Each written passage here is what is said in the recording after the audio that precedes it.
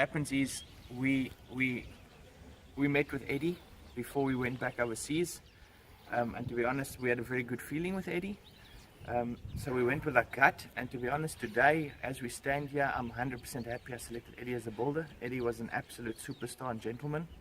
We had, of course, some hiccups.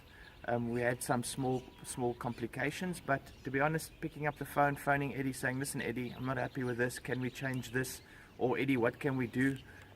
Every time Eddie had a solution, maybe not immediately, but he found a solution. Of course, living overseas and coming back and seeing the house for the first time in December, this was probably the most nerve-wracking part, because at that point the roof was already up.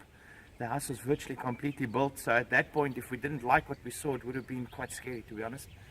But to be honest, we came here, we're completely happy. We're looking forward to live in the state. I think this is an awesome estate to bring up children. My wife's pregnant with a little girl, so yeah, we're looking forward to come back in the near future and to live in the state with my son and my daughter. For the last 4 years, we've lived in the Middle East, which, as you know, is from a crime perspective, pretty much zero crime. We've lived in either an estate or in a compound. So we're used to leaving bicycles outside, we're used to living that lifestyle, and this was the reason we chose this estate.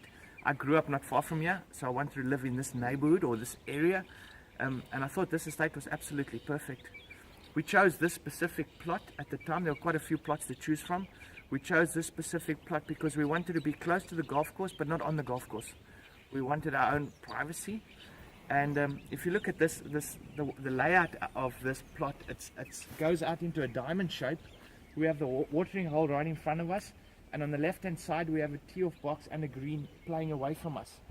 So we have the golf estate feel without living on the actual fairway.